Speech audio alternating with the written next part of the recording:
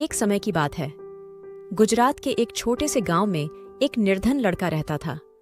उसके माता पिता नहीं थे। गांव में उसके पास जीवन यापन करने का कोई साधन नहीं था, परंतु वह बहुत बुद्धिमान था। अपने पिता से उसने काम की कई बातें सीखी थीं। एक दिन उसके दिमाग में एक अद्भुत विचार आया। उसने शहर जाने की ठान ली।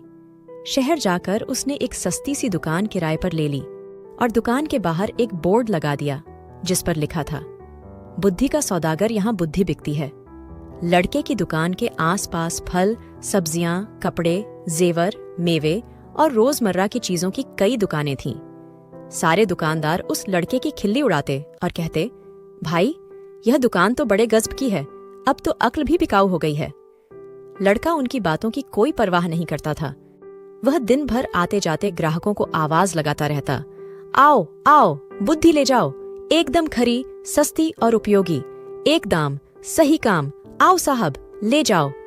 लेकिन बहुत दिनों तक बुद्धि के सौदागर की दुकान पर कोई भी ग्राहक नहीं आया।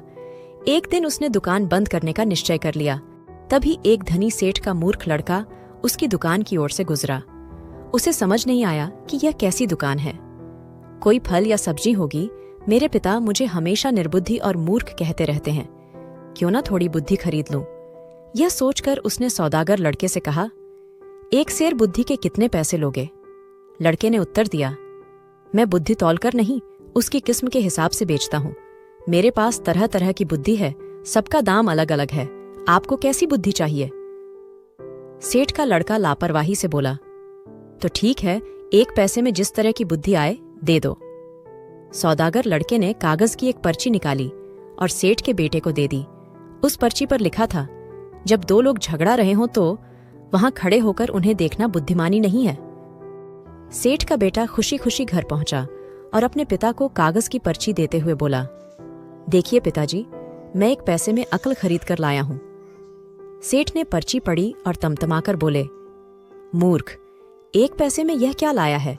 यह बात तो सभी जानते हैं, तुमने मेरा एक पैसा डुबो दिया। सेठ तुरंत सौदागर की दुकान पर पहुंचा और उस लड़के को बुरा भला कहते हुए बोला, लोगों को ठगते हुए तुम्हें शर्म नहीं आती? मेरा एक पैसा वापस करो। लड़के ने कहा, पैसा क्यों वापस करूं? माल दिया है, पैसा लिया है। ठीक है, यह लो अपना कागज का फटा टुकड़ा, जिसे माल कह रहे हो। नहीं चाहिए हमें तुम्हारा माल, ये लो। कहते हुए सेठ उसकी पर्ची वापस करने लगा। पर्ची नहीं, मेरी सीख वापस करो। अगर पैसा वापस चाहिए तो आपको एक कागज पर लिखकर देना होगा कि आपका बेटा कभी भी मेरी सीख का प्रयोग नहीं करेगा। बात बन गई, दोनों पक्ष मान गए। सेठ ने कागज पर हस्ताक्षर कर दिए और अपना पैसा वापस लेकर प्रसन्न हो गया। समय बीतता गया। उस प्रदेश के राजा की दो रानियां थीं। एक दिन दोनों रानियों की दासियां बाजार गईं। वहां उनका झगड़ा हो गया। बात हाथापाई तक पहुंच गई। लोग चुपचाप खड़े देख रहे थे। उन्हीं में सेठ का बेटा भी था। झगड़ा बढ़ता देख सारे लोग एक एक कर वहां से चले गए, मगर सेठ का लड़का करारनामे के अनुसार वहां से जा नहीं सकता था। वह अकेला ही खड़ा रह गया। बस फिर क्या था, दोनों दासियों ने उसे अपना गवाह बना लिया। झगड़े की बात राजा रानियों तक पहुंची। सेठ और उसका लड़का राज दरबार में लाए गए।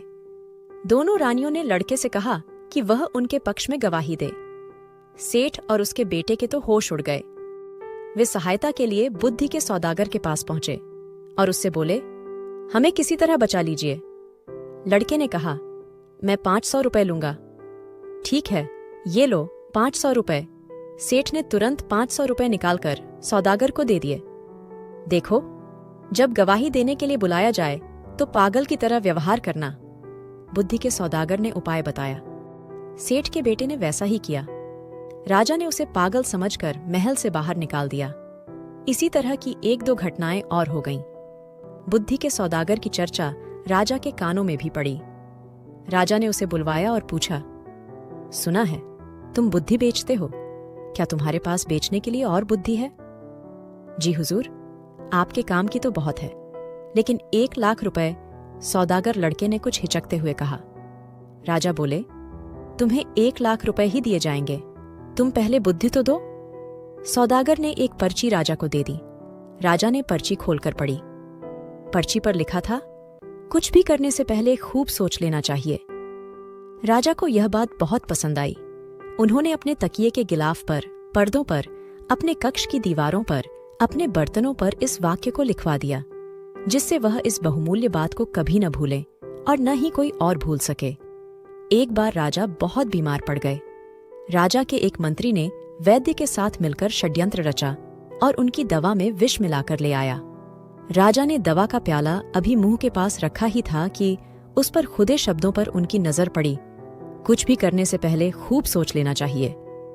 राजा ने प्याला नीचे रखा और दवा को देखकर सोच में डूब गए कि यह दवा पीनी चाहिए या नहीं। वैद्य और मंत्री को लगा कि उनका भंडा फूट गया है। लगता है राजा को हमारे षड्यंत्र के बारे में सब पता चल गया है, इसलिए राजा ने दवाई नहीं पी। वे दोनों डर गए और राजा से क्षमा मांगने लगे। महाराज, हमें क्षमा कर दीजिए, हमसे बहुत बड़ी भूल हो गई। राजा ने तुरंत सिपाहियों को बुलवाकर दोनों को कारागार में डलवा दिया।